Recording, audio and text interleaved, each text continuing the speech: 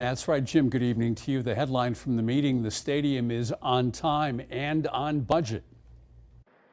It, however, has not been untouched by the virus that has shut down this city. A small number of stadium workers have contracted COVID-19, forcing the project to focus as much on prevention as they do on the building. Here's Don Webb, who heads up construction. But even with this added degree of difficulty, Allegiant Stadium remains on track for a substantial completion of its construction on July 31st, 72 days from now. On time, Webb says, and on budget. Construction, he says, is 6 days a week, 2,000 workers a day. 70% of the companies involved are Nevada-based. You see the progress from the outside. Here's what it looks like from the inside. It is well on its way. The video boards are done. The signature torch is getting finished. The restrooms and the suites are getting done. And outside, the playing field is growing. The last time the Stadium Authority met was in January. Today it was social distancing, meeting online. Much has happened since then, not the least of which is an economy now in a coma. This stadium cost almost $2 billion. $750 million comes from room taxes, which dropped 55% in March and will be non-existent in April and May. Good thing they've been building up a 2-year bond payment reserve. That fund currently has $67 million sitting in it. Steve Hill is a Stadium Authority chairman. We have collected enough room tax in fiscal year 2020 to be able to make the bond payments with the room tax revenue that has been collected. In the meantime, the finish line gets closer as kickoff comes soon. Sports Desk.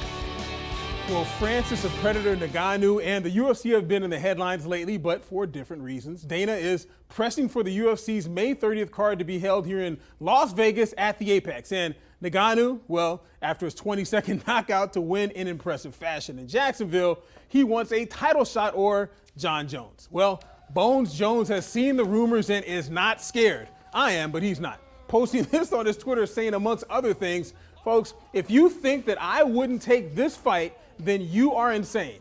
I have absolutely nothing else to prove as a light heavyweight. I'd love that big money fight around now. Send the deal. To what Francis Ngannou agreed, saying that Jones doesn't have anything to prove in the light heavyweight division and that this fight should be for the bags.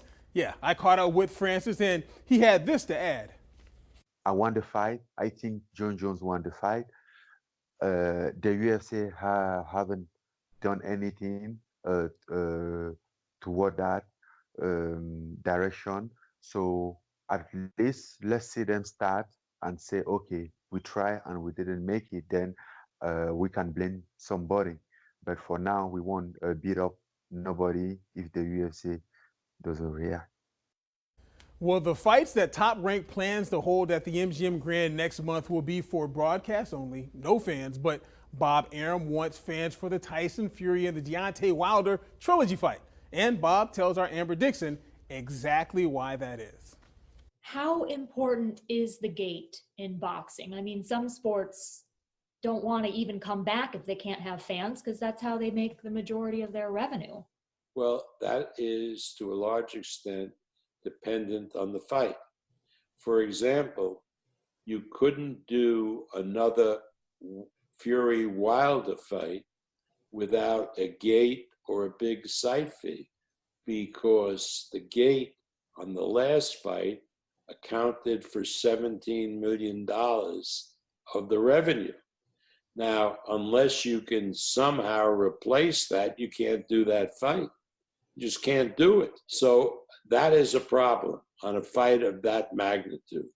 Hopefully we'll solve it by, there are a couple of countries who we're working with, not the countries, but people in the countries, to do that fight where we could get it before an audience and we would get a good site fee plus the gate, and it would be then possible to get that fight done, particularly if the timing was such that it took place where it was prime time back in the United States. So we're looking at places for that fight in Asia or Australia.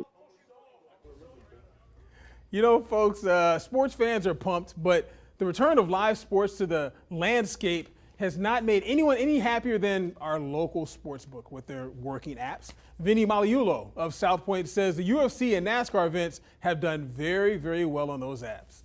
And welcome our visitors back. By the way, you know, the drive up feature and the mobile app feature at the South Point is every day, and from 11 a.m. to now 8 p.m. So folks still have the ability to drive up at valet